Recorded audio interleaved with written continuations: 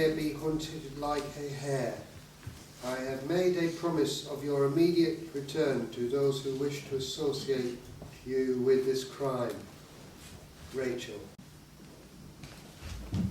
Master's against me on one hand and men on t'other. Let's go back. Part 3. Garnering.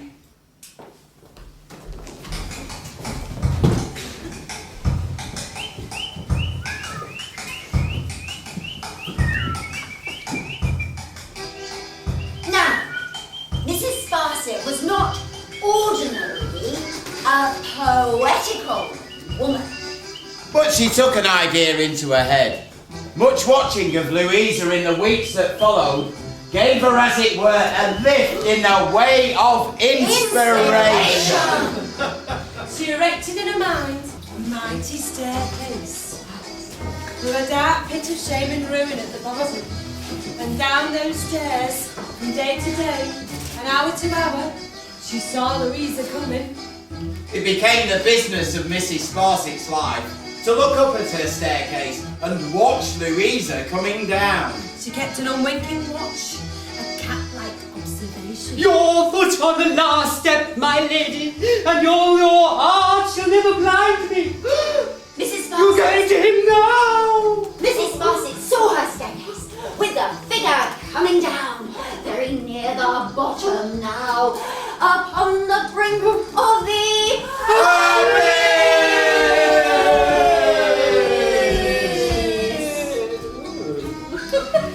And so it was one afternoon when Louisa took her afternoon constitutional in the wood on the furthest margins of Nicket's Hall. Mrs. Sparsit duly followed. Mrs. Sparsit softly crushed her way through the undergrowth, so intent upon her object that she would have done no less had the wood been a wood of adder's. Hark! Low voices close at hand, and there they were yonder. Yes! What could I do, knowing you were alone? Was it possible I could stay away?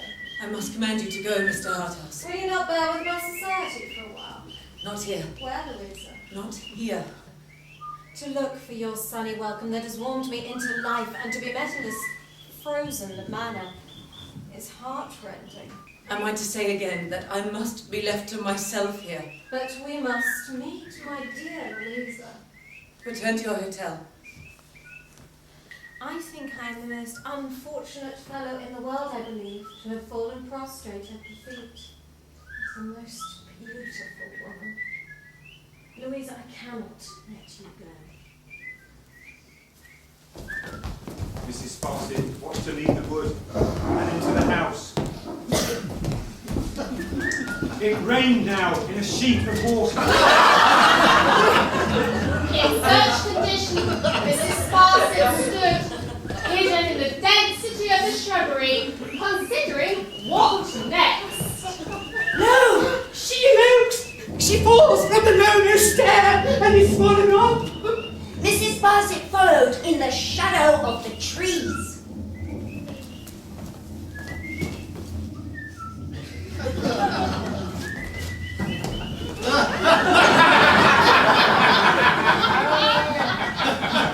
She followed her all the way to the railway station and onto the train.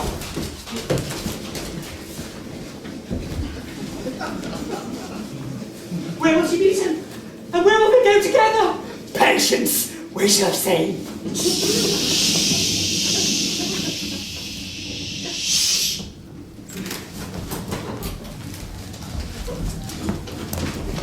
She will get into a hackney carriage and be away before I can follow them.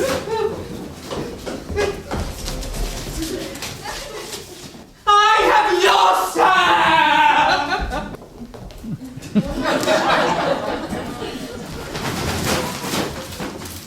Stephen Blackpool eked out what little food and water he had remaining on his righteous march for justice in Coketown. The erstwhile weaver was not 10 miles from the fairy palaces. He could have slept, it being close to midnight.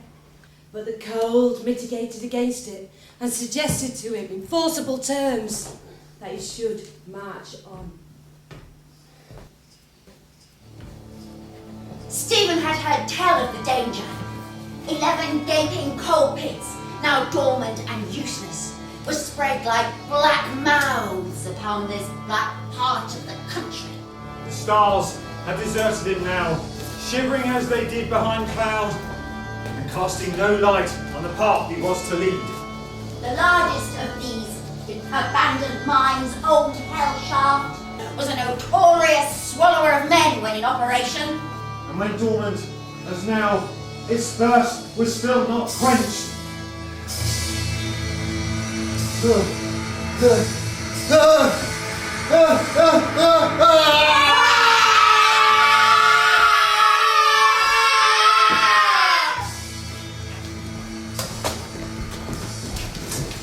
Louise? What's the matter? Father. How strange you look. Good heavens, have you come here exposed to this storm? Yes, I conjure you, tell me, what's the matter? Father, you have trained me from my cradle, Yes, Louise. and I curse the hour in which I was born to such a destiny. Curse the hour? Curse the hour? How could you have given me life and take from me all the inappreciable things that raise it from the state of conscious death? Where are the graces of my soul? Where are the sentiments of my heart? What have you done with the garden that could have bloomed once in this great wilderness here? I do not mean to say this, but you remember the last time we conversed in this room? Yes, Louise. If you had known when we were last together that there lingered in my breast sensibilities, affections, weaknesses capable of being cherished into strength, would you have given me to the husband whom I am now sure that I hate? No, my poor child. Would you have doomed me to the frost and the blight that have hardened and spoiled me? Would you have robbed me of the spring and summer of my belief? No, Louisa. Yet, if I had been stone blind, I should have been 1,000,000 times wiser, happier, more contented, more loving, more human than I am with the eyes that I have. Now, you will hear what I've come to say. I never knew you were unhappy, child. Father, I always knew it. What I have heard has left me doubting, misbelieving, and despising all the things that I have not. And you so young, And I Louisa. so young. You proposed my husband to me. I took him. I never made a pretense to him or you that I loved him. I knew, and Father, you knew, and he knew, that I never did. I was not wholly indifferent, but I had a hope of being more pleasant and useful to Tom. You see, Tom has been the subject of all the little tenderness in my life. Perhaps it became so because I knew so well how to pity him. Matters little now, except as it may dispose you to think more leniently of his errors. What can I do, child? Ask me what you will. I am coming to it, Father. Now, chance threw into my way a new acquaintance. A man such as I had no experience of. Used to the world. Light, polished, easy, making no pretenses. He understood me, and he read my thoughts. And he wondered it should be worth his while to care so much for me. For you, Louisa. I have not disgraced you, Father. But if you ask me whether I have loved him or do love him, I tell you plainly, Father, it may be so. I don't know. Now, this night, my husband being away, he has been with me, declaring himself my lover. Now, I do not know that I am sorry. I do not know that I am ashamed. I do not know if I am degraded in my own esteem. All I know is your philosophies and your teachings will not save me. Now, you have brought me to this. Save me. Save me by some other means. I shall die if you hold me. Let me go. I won't go.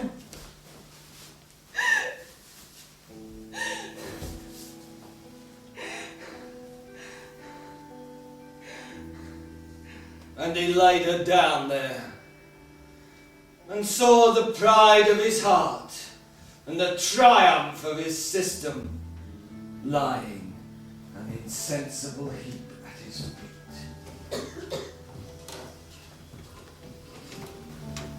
Now, Thomas Gradgrind, there's a lady here, Mrs. Sparsit. You know Mrs. Sparsit, who has something to say to you that will strike you dumb. Come forward, Mrs. Sparsit, ma'am.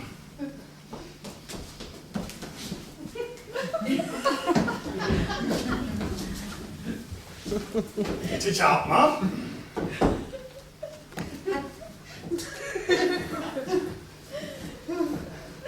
Get it out, Mrs. Sparsit, ma'am. If you can't get it out, allow me to get it out. This is no time for a lady, however highly connected, to be totally inaudible and seemingly swallowing marbles. Now, Thomas Gradgrind, Mrs. Sparsit latterly found herself out of doors, by accident, in a situation to overhear a conversation between your daughter and your precious gentleman friend, Mr. James Harthouse. I tell you plainly, I am not in an agreeable state.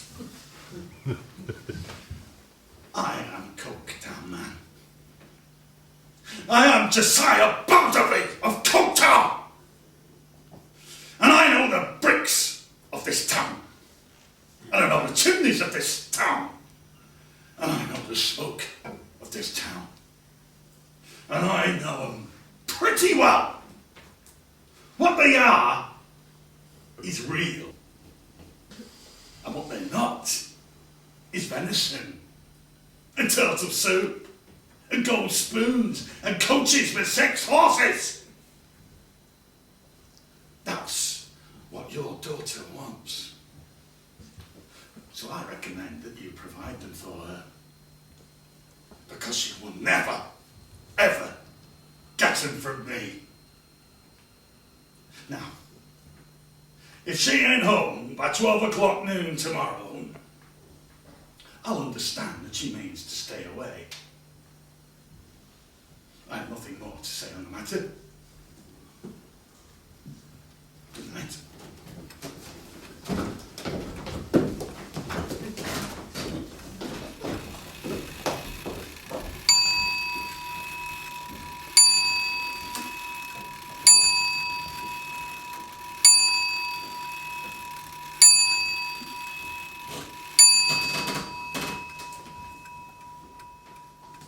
My dear Louisa, my unfortunate child.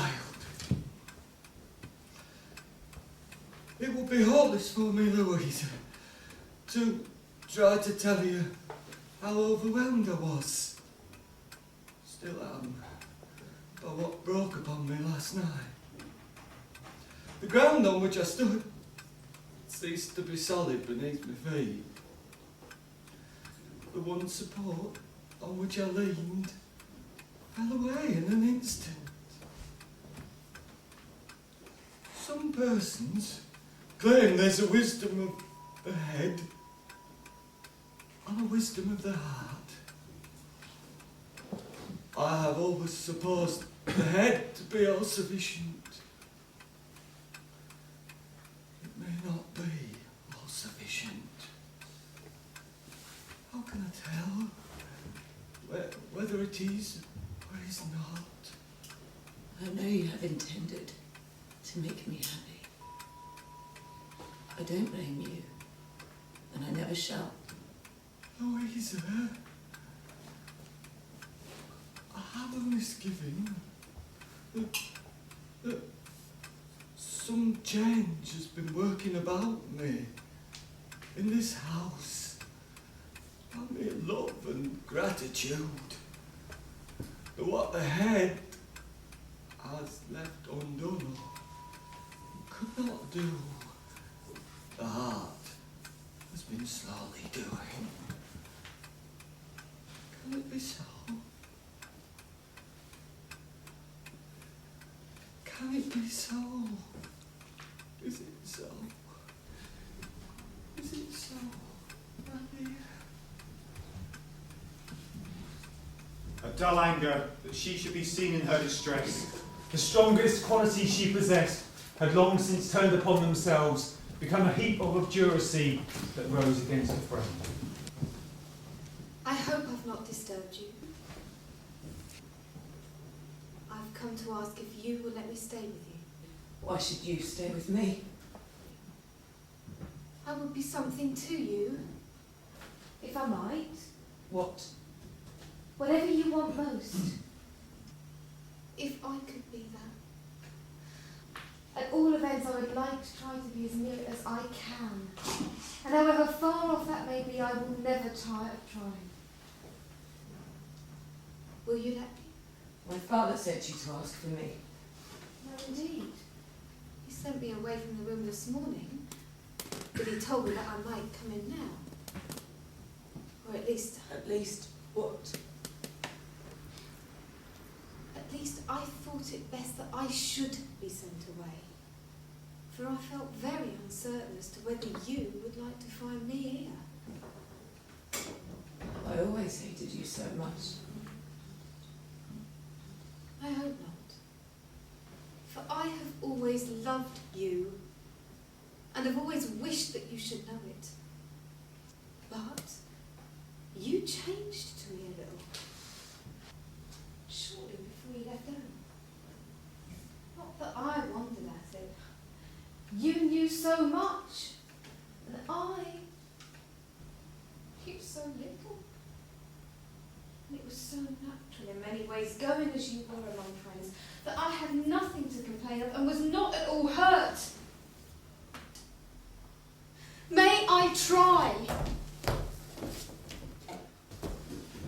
First, Sissy, do you know what I am?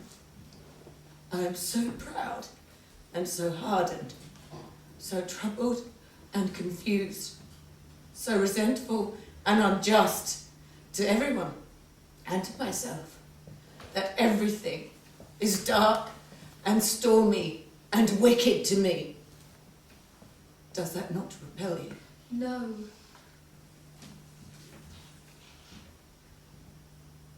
I am so unhappy.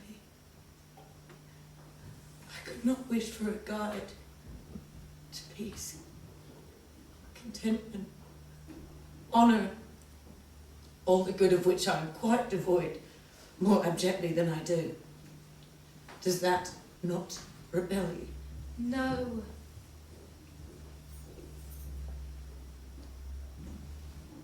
Leave me. Pity me. Help me. Have compassion on my great need, and let me lay this head of mine upon a loving heart. Lay it here. Lay it here, my dear.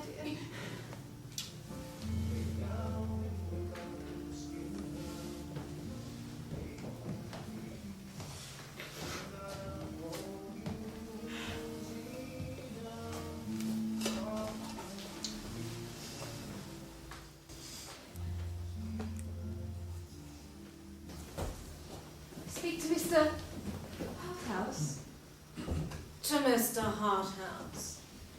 If I do not understand, and I do not, sir, what your honour as a gentleman binds you to in such matters, I trust you will keep my visit secret, and keep secret what I am about to say. This is a very odd beginning. I don't see where we're going. I think you've already guessed whom I left just now.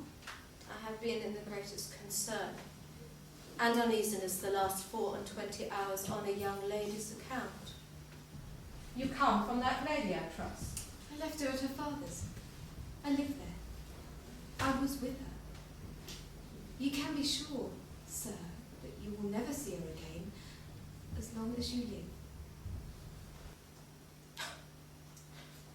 So startling an announcement, so confidently made, and by such lips. It's really disconcerting in the last degree.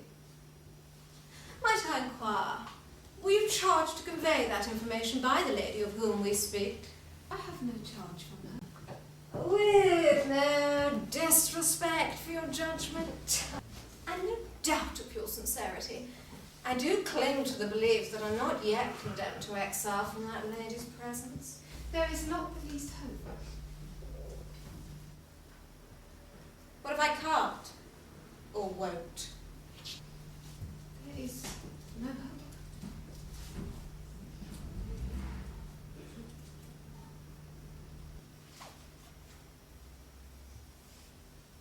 To be in a position so desolate as this banishment, I shall not become the lady's persecutor. In causing any distress, I assure you, I have had no particularly evil intentions. Mr. Hardhouse, the only reparation that remains with you is to leave here. Immediately. And finally. You're probably not aware, but I'm here in a public kind of business. Preposterous enough in itself, but one which I am supposed to be devoted to. It would make a man so ridiculous after going in with these fellows to back out in such an incomprehensible way.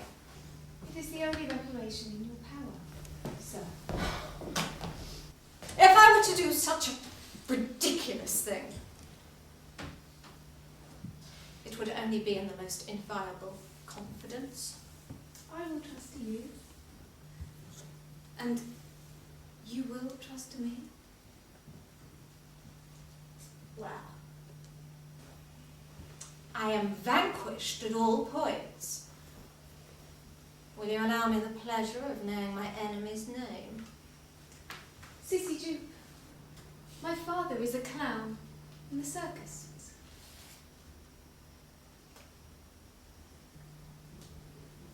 The defeat was perfectly accomplished. Only a poor girl. Only a stroller. Only James Harthouse made nothing of. Only James Harthouse, great pyramid of failure. The Great Pyramids put it in his head to go up the Nile. So he took a pen upon the instant and he wrote a note. Inappropriate hieroglyphics. To his brother. Dear Jack, all up at Coketown. Bored out of the place. Going in for camels instead. Affectionately, Jack.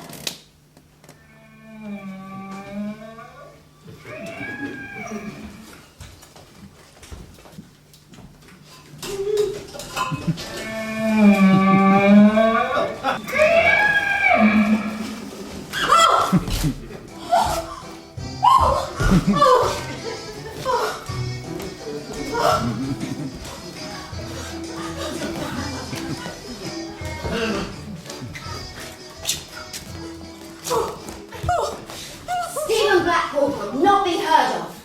Mr. Bounderby drew a placard offering £20 reward for the apprehension of him.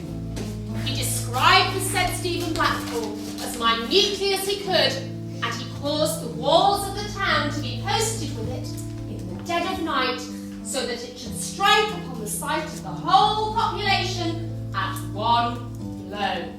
Day And night again. Day And night again. no Stephen Blackpool. Where was the man, and why did he not come back? On Louisa's behest, Sissy had sought out Rachel. I misdoubt if there's as many as 20 left in this whole place who have any faith in the poor dear lad now. Do you that believe that though appearances may rise against him, he will be proved clear? I do believe so. We all believe up at the lodge, Rachel, that Stephen will be free from suspicion, sooner or later. I feel it kindly that you've come away from there, purposely, to keep me company and give me comfort. But I can't keep out of my mind mistrustings of someone. Times when I can't walk or breathe and I turn weak and faint. Sure, you must not begin to fail, for You may be wanted at any moment to stand by Stephen. Tomorrow is Saturday. If no news comes by Sunday, then let us walk in the country, and I will strengthen you for another week. Will you go? I will, my dear. They were by this time in the street where Mr. Bounderby's house stood. Coaches were rattling before them and after them, and one of them drew up with such briskness Stop! that it made them turn round involuntarily. The bright gaslight over Mr. Bounderby's steps showed them Mrs. Sparsit in a coach in an ecstasy of excitement. It's a coincidence! It's a providence! Come out, Mom! Come out, or we'll have you dragged out! Leave her alone, everybody! She belongs to me! Come in, Mom, or we'll have you dragged in! That's Mr. Bounderby down! Young woman, you know who this is? I should think so! Thanks, Mr. Bounderby! Stand aside, everybody!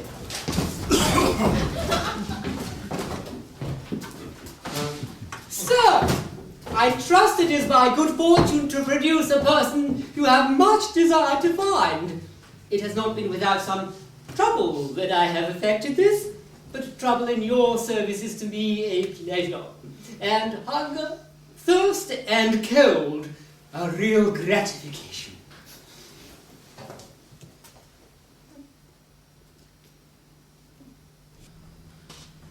What do you mean by this? I ask you, Mrs. Bassett, ma'am, what do you mean by this? Sir, Why don't you mind your own business? How dare you go poking your over-officious nose into my family affairs? oh, Josiah, oh my dear boy, I am not to blame, it's not my fault. What to bring you for? Why couldn't you knock a cap off a statue and knock a tooth out of some such? She threatened me. She threatened me that if I resisted her, I should be brought by the constabulary. Oh, Josiah, my dear noble son, I've always lived quiet and private, and I never broke your condition once. I never said I was your mother. I am surprised, madam, that in your old age you have the face to claim Mr. Bounderby with your son after your unnatural and inhuman treatment of him. Inhuman? To my dear boy? Do you deny then, madam, that you left your son to be brought up in the gutter? In the gutter? By Josiah? No such thing. Though he came from humble parents, he came from parents who loved him like the best. And when his beloved father died, when he was 8 years old, I thought it was my duty to help him with his life until he'd finished his apprentice. I only had a little village shop, but he never forgot me, and he pensioned me on £30 a year on condition that I never boasted about him, nor got in his way, and I never did. Just going to look at him when he never knew it. Josiah?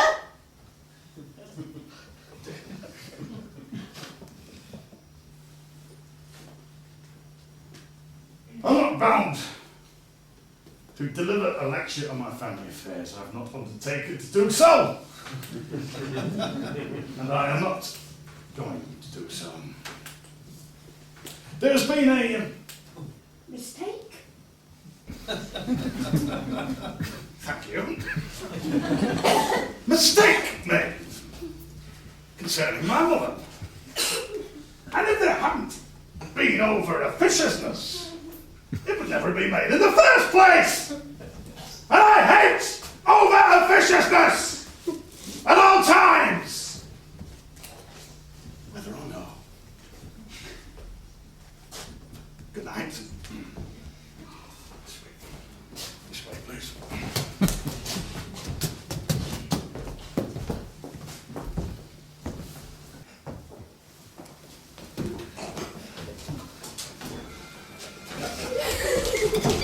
Bounderby knew that what had passed between them had been carried on the four winds. He had a lot to pull in your shoulder for anything about his ears dropped.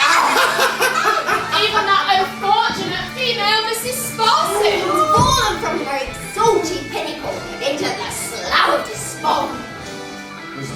such a bad plight as that self-made man and humbug.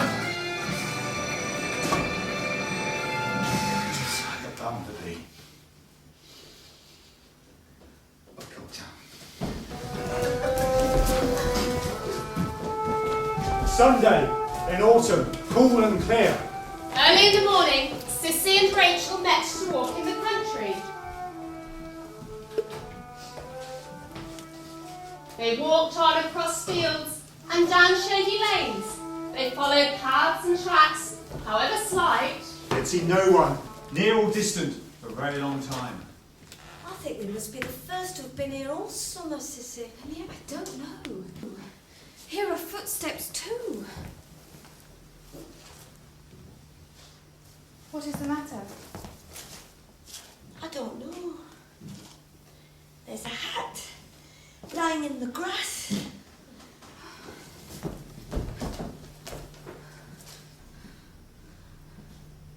Stephen Blackpool. No! No, Stephen! Stephen!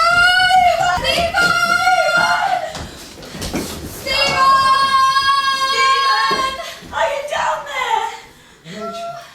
Oh my God! He's down there! He's down there! Oh my God! Sissy Juke ran from field to field and path to path and place to place as she had never run before, to spread the news that a man had fallen down an old health shaft. After a short time, a whole village was up, and windlasses, ropes, poles, and lanterns were fast collecting and being brought to one place to be carried to Old Hale Shaft. The sun was 4 hours lower when Sissy and Rachel first sat down upon the grass before a means of securing 2 men could be erected with ropes and poles. Lower away! As the rope went out, tight and strained, there was not a breath to be heard among the 100 or 200 men and women who looked on. Alive or dead?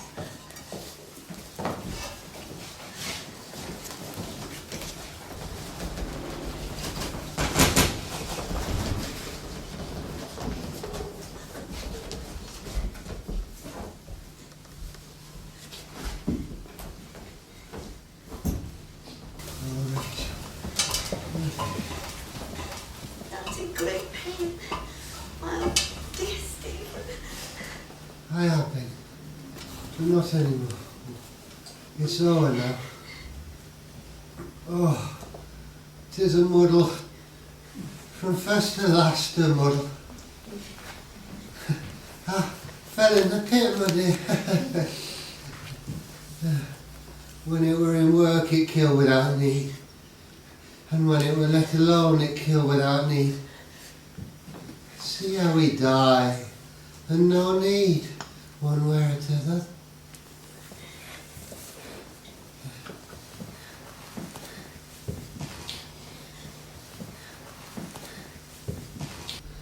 Oh, lady, I ain't forgotten you. Will you take a message to your father? Will you ask him to make him clear my name with the men? I'll leave that to you.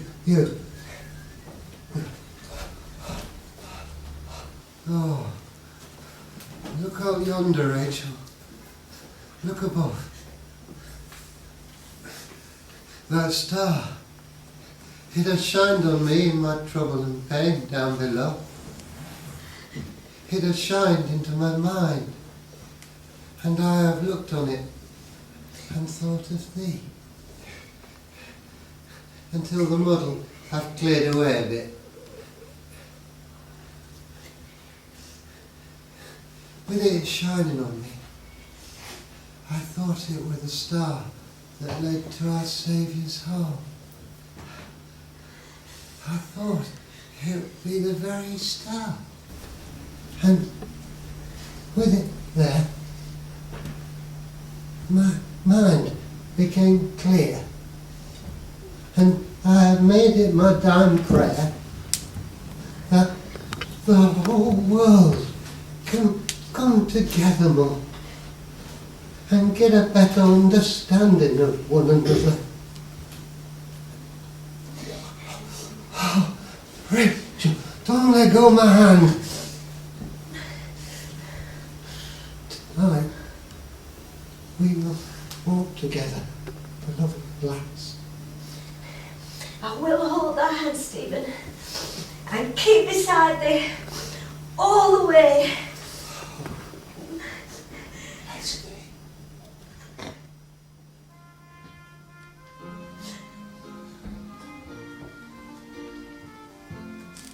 The 11 most dilapidated pits were closed on the grounds of simple economic expediency.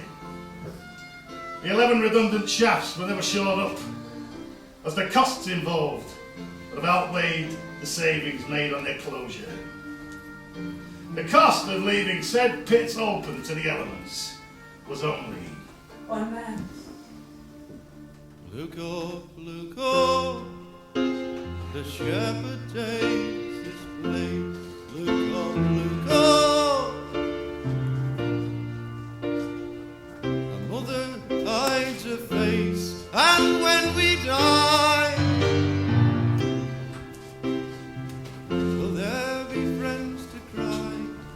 What hope have they who turn their heads away?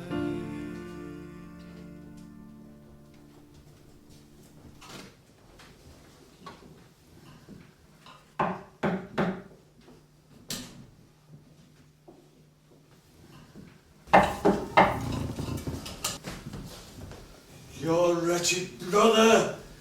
Do you think he planned this robbery when we went with you to the lodging? I fear, Father, that some representation must have been made to Stephen Blackpool to wait about the bank those 2 or 3 nights before he left the town. Plain. Too plain! And now, how is he to be found? How is he to be saved from justice? In the 1 or 2 hours I can possibly allow to elapse before I publish the truth. How is he to be saved? By us, and only by us. £10,000 could not effect it. Sissy has effected it, Father. It's always you, my child. We had our fears before yesterday. And I thought of Father's old circus. I've not forgotten at this time of year where Mr. Sleary goes, so I told Tom to hurry along there, and for Tom to tell Mr. Sleary his name, and Mr. Sleary to hide him. Till I came. Thank heaven. It was the more hopeful as the town to which Sissy had directed him was within 3 hours' journey of Liverpool, whence he could be safely dispatched to any part of the world. When the arrangements had been well considered and were fully understood by all three, it was time to carry them into it. That afternoon, Mr. Gradgrind left his home and went for a walk in the country. And at night, the remaining 2 set forth on their different course, encouraged by not seeing a single thing. The first thing they saw on entering the town was Sleary's Circus. It does me good to hear. You were always a favourite with us, and you've done a credit to the old times, I'm sure. Here, Jonathan has been and got married to EWB children, and Jack got a boy, and though he's only 3 months old, he'll cling on to any pocket you put against him. And you recollect Kenny McKinnon, my dear, that was thought to be rather sweet upon yourself. He's married too, married a widow old enough to be his mother. And you remember Emma Gordon, my dear, that was as most a mother to you. Of course you do, but enough. Married a cheesemonger. I fell in love with her from the front. From the front.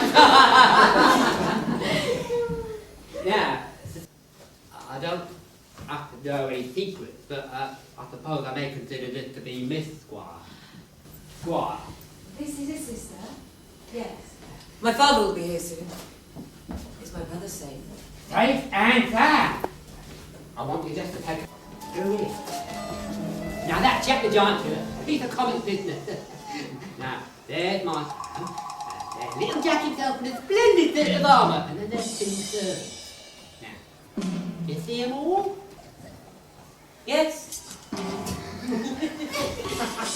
Look again. Your brother is one of them servants. Never mind the look of him as long as he's well in. Noise, my dear! Father, this is... I've prepared a letter for a correspondent. I can just asking him to ship the bearer off to North or South America or any part of the globe where it can be safely got.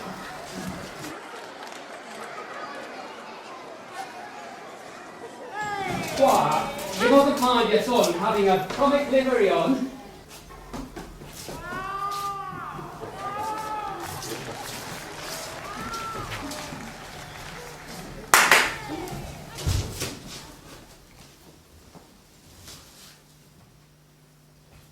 How was this done? How was what done? This robbery! I forced the safe myself overnight. I shut it up ajar before I went away. I had the key made long before. I didn't take the money all at once. I pretended to put my balance away every night. But I didn't. Now you know all about it. If a thunderbolt had fallen on me, it'd not shock me more than this. I don't see how! So many people are employed in situations of trust. So many people are to... So many people will be dishonest. I've heard you talk 100 times of it being a law! How can I help laws? You've comforted others with such things, Father, comfort yourself. You must be gone to Liverpool, sent abroad! I suppose I must. I can't be more miserable anywhere. How are we to get this deplorable object away? There's a coach in half an hour that goes straight to the rail. Purpose to catch the mail train. That train will take him straight to Liverpool. Say the word, and I'll make a gentleman of him out of the wardrobe in 5 minutes. Here's your letter. All necessary means will be provided. Atone with repentance and better conduct for the terrible act you've committed and the awful consequences to which it led. Give me your hand, my poor boy, and may God forgive you as I have. Not you! Not you! I don't have anything to say to you! Tom, do we enter? After all my love? After all your love? Leaving Mr. Bounderby, packing my best friend, Mr. Hardhouse, off. Going home, just when I was in my greatest danger. Pretty love that, you never cared for me. Well, to interrupt your plans, but I must have young Mr. Tom. You mustn't be gone away by horse riders. Here he is, and I must have it. Richard! Have your heart. Circulation, sir, couldn't be carried on without one. No man acquainted with the facts, established by Harvey, relating to the circulation of the blood, can doubt.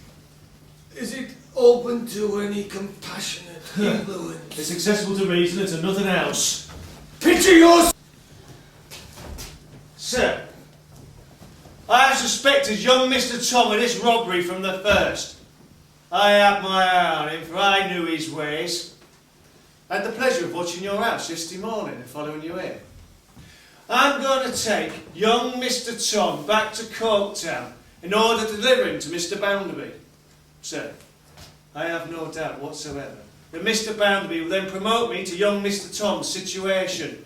And I wish to have that situation, for it'll be a rise for me, and it'll do me good. This is simply a matter of self-interest. I beg your pardon for interrupting, sir, but I'm sure you know the whole social system is a question of self-interest.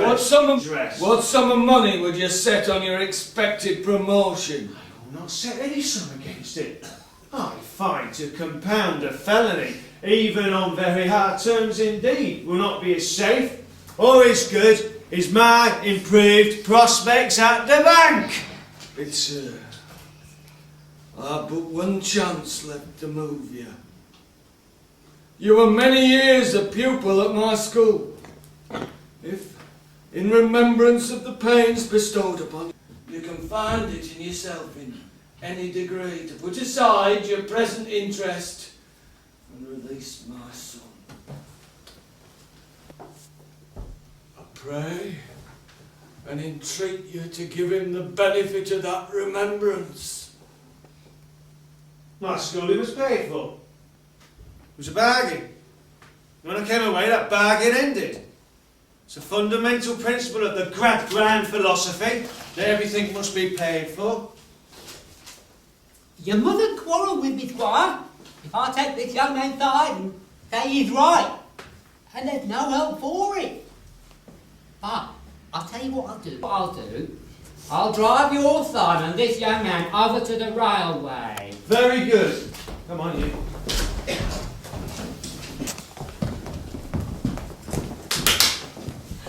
It'll be a dark night. Get a word with the young squire. Tell him when he sees our horse begin to dance to look out for the pony gig coming up. Tell him when he sees that gig close by to jump down and it'll take him off a rattling pack. If my dog lets this young man stir a peg on foot, I shall give him leave to go. Chop the word! Thus, in abeyance with nature's clock, shrouded the Pegasus arms, wherein the remainder of the Gradwine family waited a silent vigil, not daring to venture hope that Tom was safe.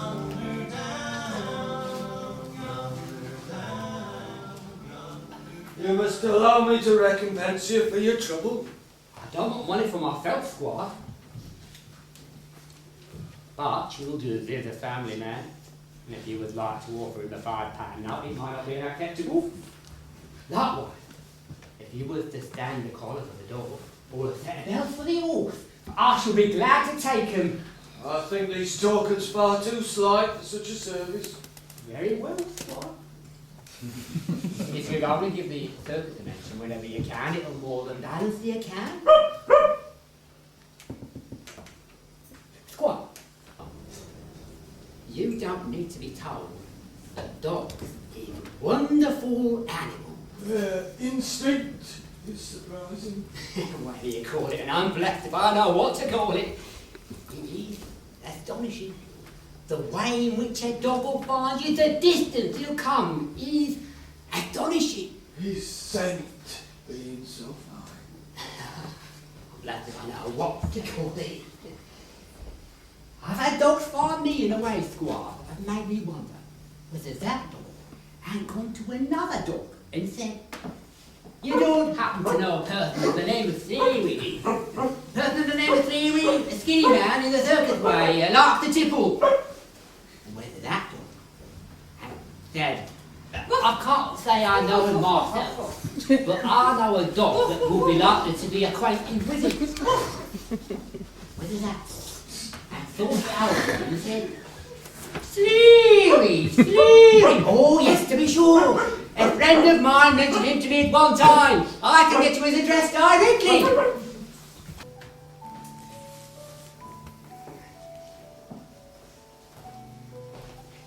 It's 14 months ago, Squire, since we was in Chester. We was getting up one morning when there comes into our ring by the stage door a dog. A dog? He had travelled a long way. He was in a very bad condition.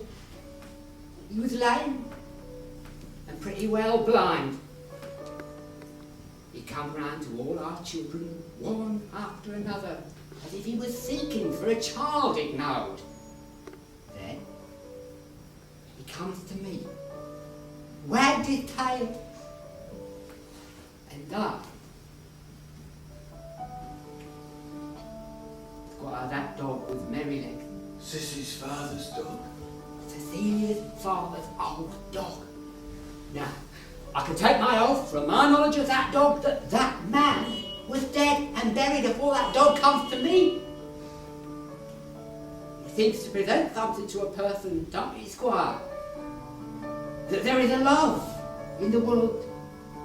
Not all self-interest after all, but something very different.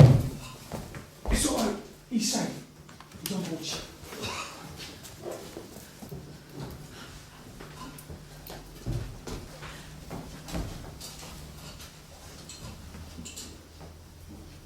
people must be amused. They can't be always a learning, nor yet can they be always a working. They aren't made for it. Made for it. You must have us, Squire. Do the wise thing, and the kind thing too, and make the best of us, not the worst. Ladies and gentlemen, we must draw our tale to an end. Could anyone have prescience of the day 5 years to come when Mr. Josiah Bounderby of Coketown was to die of a fit in the Coketown street, and his will begin its long career of quibble, plunder, false pretense, vile example, and much law? Probably not. Here is Mr. Gradgrind, sitting thoughtful in his own room, a white-haired, decrepit man, trying to make his previously inflexible theories, his facts, his figures, subservient to faith, hope, and charity. Is this his future? And here we have Louisa, on the night of the same day, watching the fire as in days of yore, but with a humbler and gentler face. What visions of the future might arise before her eyes? A working woman, christened Rachel, after a long illness, still appearing at the ringing of the factory bell, forever working, and quite content to do it, until she'd be too old to labour anymore. Did Louisa see this? This was to be. At length, this brother, Tom, coming nearer home, with hope of seeing his sister, delayed by illness. The sending of a letter, written in a strange hand, saying, He died in hospital, a fever, such a day. He died in penitence and love of you, his last word being your name. Did Louisa see these things? These things were to be. Herself again a wife, a mother, lovingly watchful of her children, ever careful to give them a childhood of the mind as well as a childhood of the body, knowing it to be an even more beautiful thing. Did Louisa see this? Such a thing was never to be. But happy sisses, happy children, loving her, all children loving her. This was to be. Ladies and gentlemen, it rests with you and with me whether in our two fields of action similar things shall be or not. Let them be.